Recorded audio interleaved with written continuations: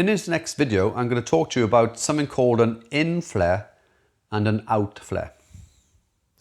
Some authors don't believe there's a possibility of having a flare, but when you are walking and running, because of the movement of your nominate, there will be a natural flaring in and a natural flaring out.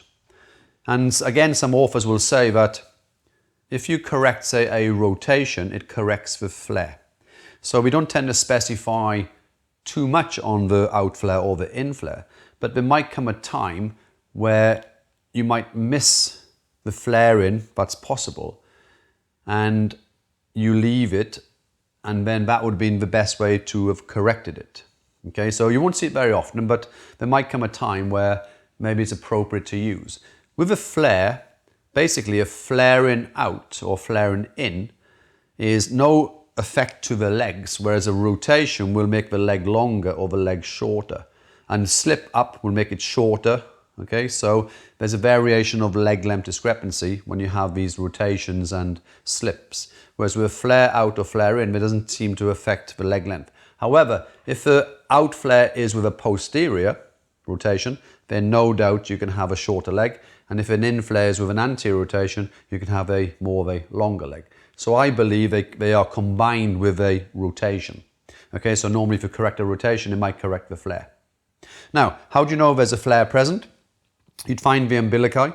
So if you looked at the umbilicus and you were to measure from the umbilicus to the ASIS on one side compared to the other side, and let's say the right side, let's say for argument's sake, it's 10 centimeter, but on this side is 9 centimeter, you know that this side is going out more and then this side is coming in. But then how do you know this is an outflare or this is an inflare? There is something called the standing forward flexion test.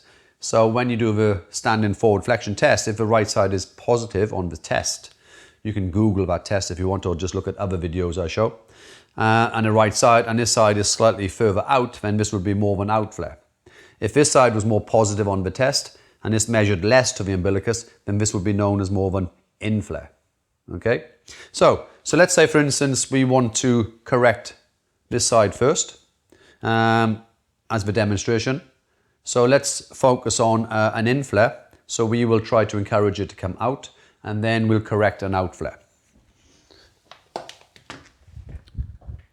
If I was to find the ASIS and I found the umbilicus and I'm looking at that measurement and I'm saying that this right side on him is less compared to the left side, so I want to bring this side out. I place the leg into what we call like a Faber's position in here, like this. I can use my leg to rest there if I want to, and I can palpate the ASIS on this side with my hand, okay, and I'm just going to use my hand as a lever in here. And I'm going to say to my patient, can I get you to slowly pull your leg up a little bit? This right leg. Okay, so he's activating the adductor group here. And after the 10 seconds, relax, stabilize the opposite side, and then just allow this leg to drop down. So you're trying to open the right side, so allowing the right denominator to flare out. Okay, it's not flaring as such, it's just normalizing the position. And I would normally do this about 3 times. Okay, so we repeat, we slowly push up, and after 10 seconds, we relax, and then we can encourage it to come out. If you wanted to, you can come directly onto the ASIS here, hand under the PSIS, and just encourage this side just to go out a little bit, just with a bit of mobilizations from there. There's no real thrust we would do for this one, it's just more of a mobilizing. Now, for the demonstration, let's say the right side was more out, so I want to bring the right side more in. Okay, so the diagnosis is outflare, so I want to bring it in. So with this one, so I'm going to place my hand onto the PSIS on his right side, my fingers under the PSIS. So on the skeleton, so that's his pelvis here, so I'm trying to put my fingers, say, on here, so I'm trying to feel over the PSIS onto that area called the sacral sulcus. So I'm going to use my fingers as a sort of like a lever and encourage movement on here. Because if this side has gone out, I'm going to use my fingers to hook it back around. So let's try with the patient. So come around under the PSIS. You can roll back onto your fingers. Slowly initiate a movement where you take the leg into adduction here with flexion. Slowly push your leg against me, please. So he's pushing his leg out. Okay, for 10 seconds. After 10 seconds, you can do it this way if you want to, or you can cradle. I'm literally just bringing this leg over, but what you don't see me doing is using my fingers to pull under.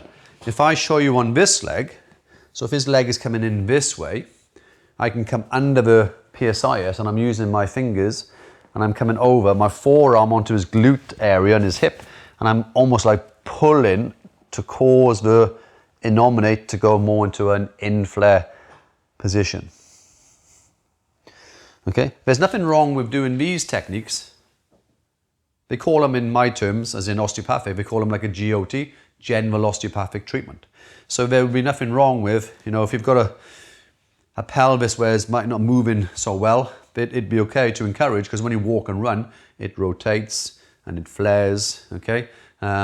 So by encouraging these movements, it would be beneficial to your patient. So then that would be how you'd correct an outflare and an inflare. And thank you for watching.